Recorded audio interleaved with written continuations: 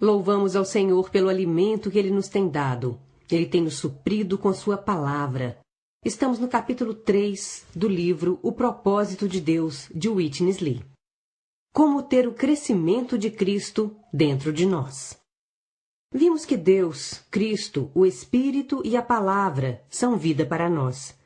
Além disso, vimos que recebemos Deus quando estamos em contato com o Espírito e com a Palavra enquanto invocamos o Senhor em oração. Este é o respirar, o beber e o comer espiritual. Comemos quando bebemos, bebemos quando respiramos e respiramos quando invocamos o nome do Senhor. Toda vez que invocamos o Senhor, quando oramos e lemos a palavra, recebemos o Senhor em nós.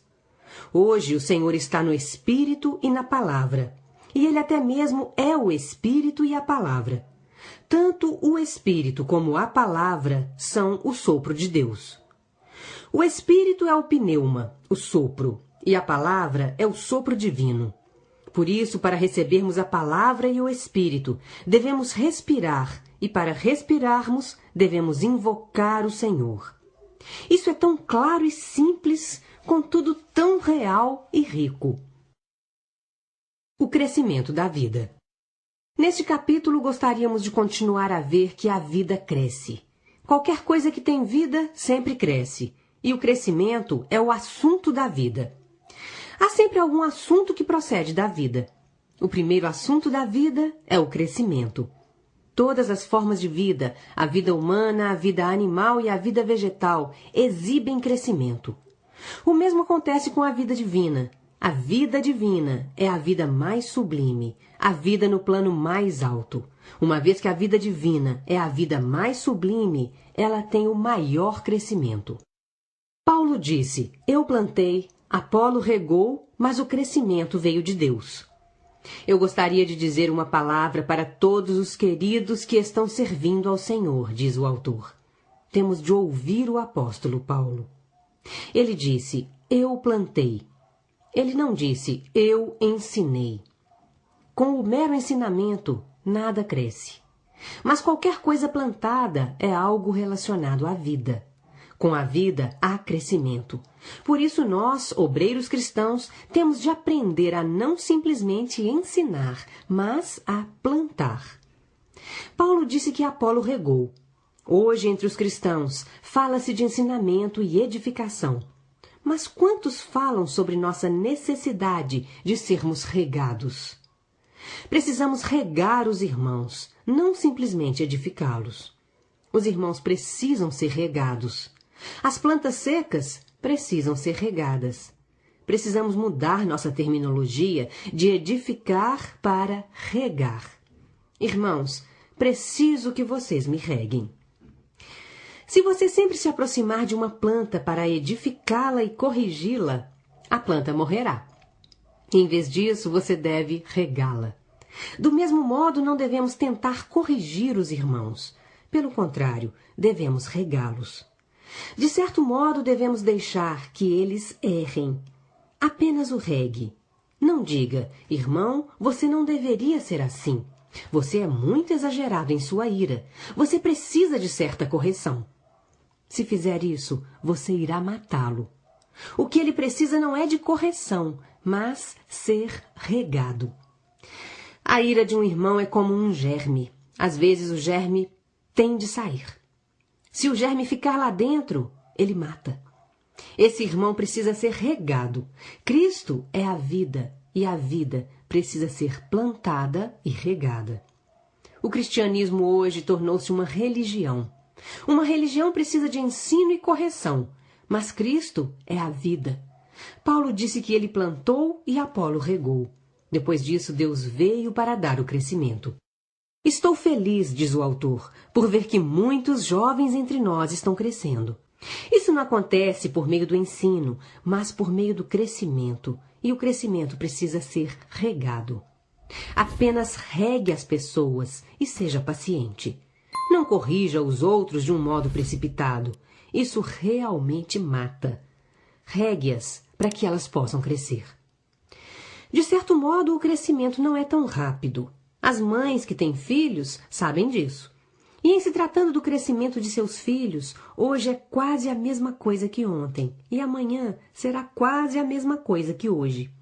Quando olhamos para nossos filhos dia após dia, eles parecem estar do mesmo modo todos os dias. Mas louvado seja o Senhor, depois de um ano e de outro, eles não são os mesmos.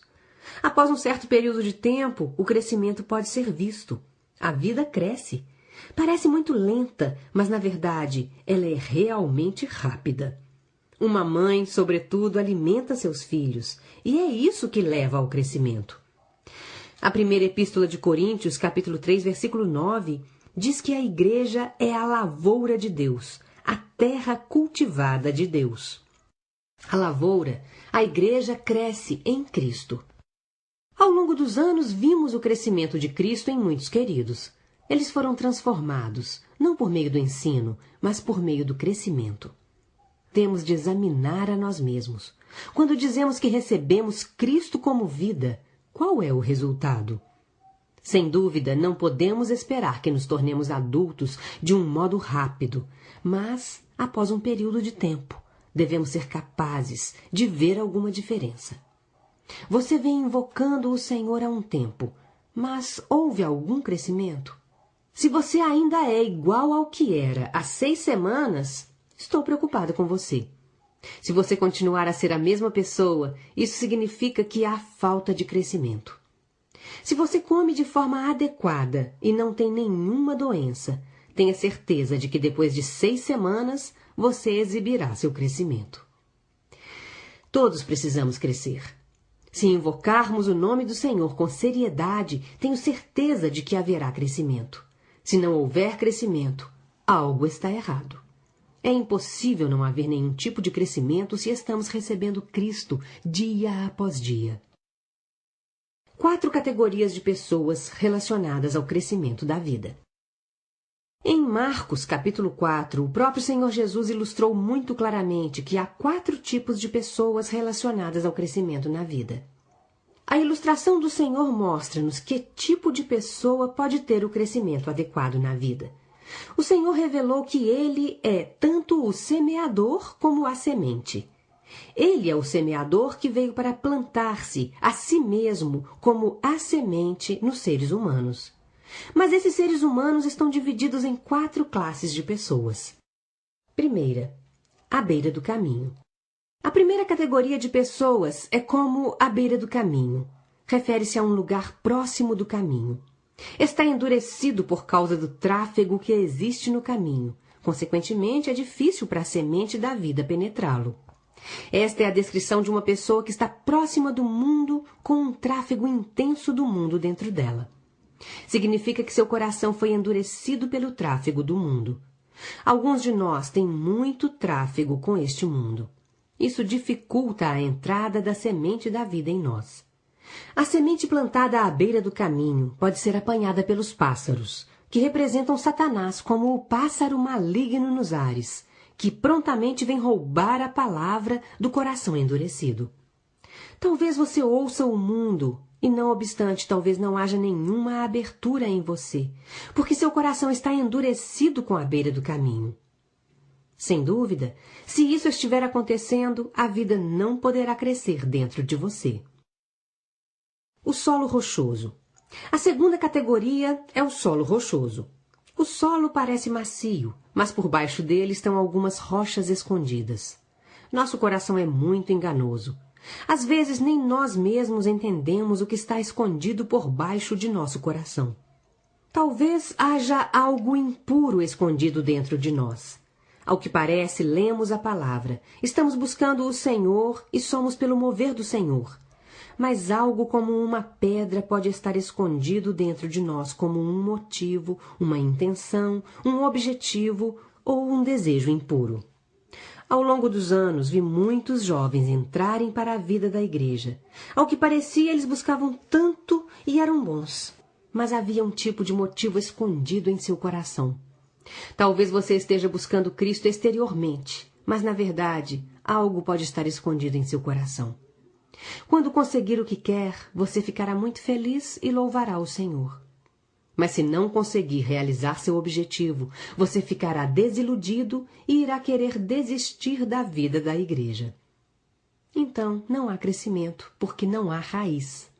Lá no fundo do coração talvez existam rochas, que podem ser pecados escondidos, desejos pessoais, egoísmo e autopiedade, que impedem a semente de criar raízes profundas no coração.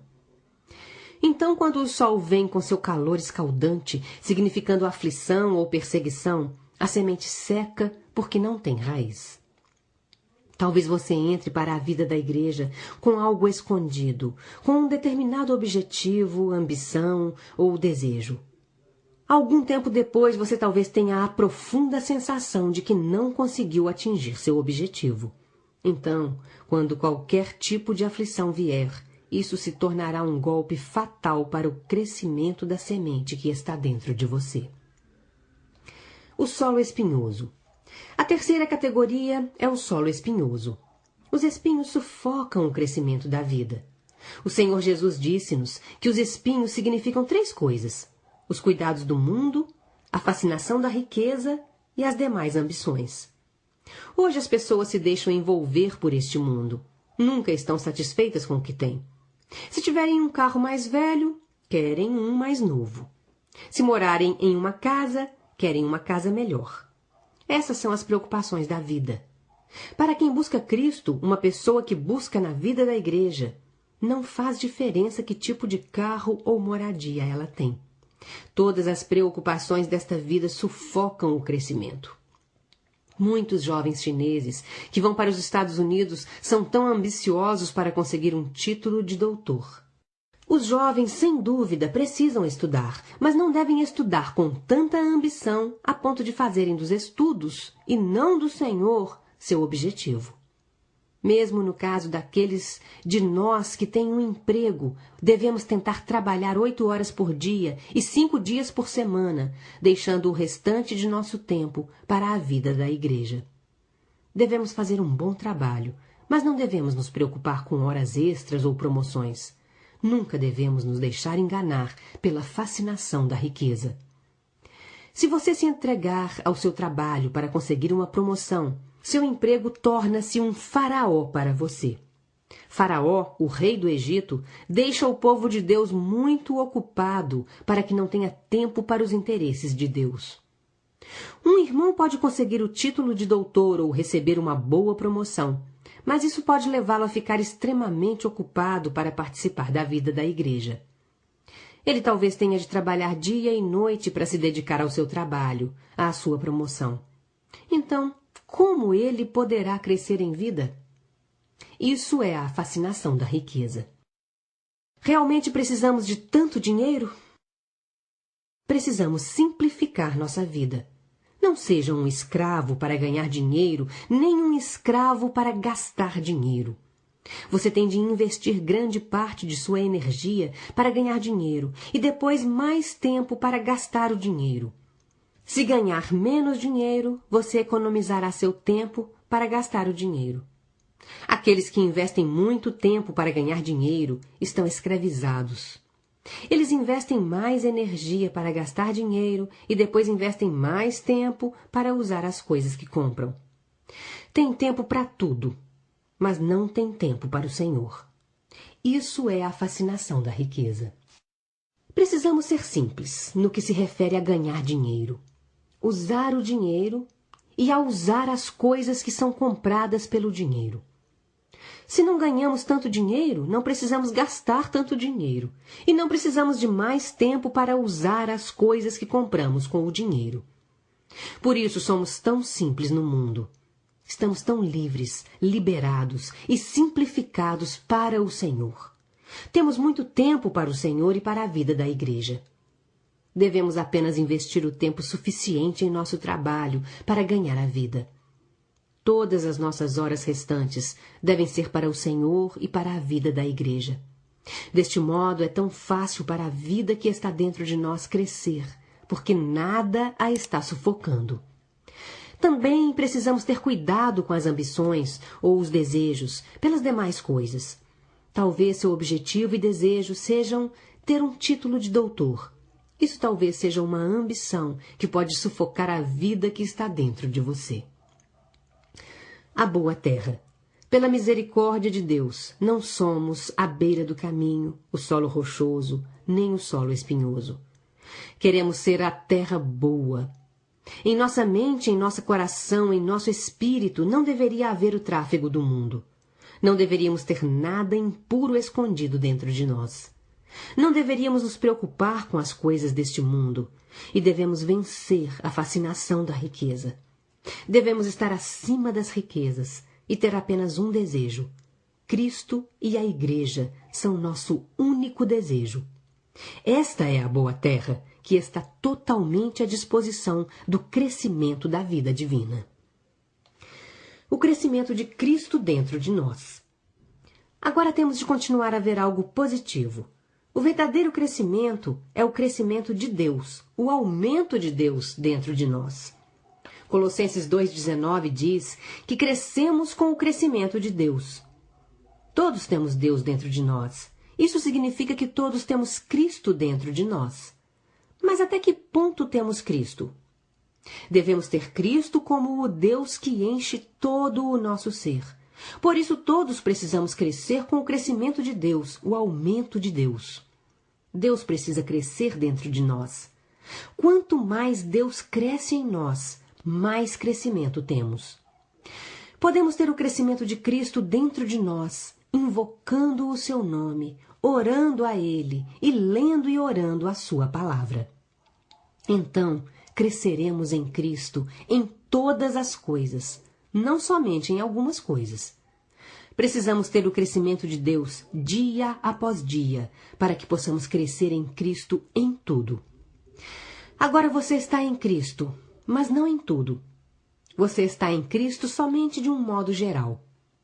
Em tantas outras coisas você ainda não está em Cristo.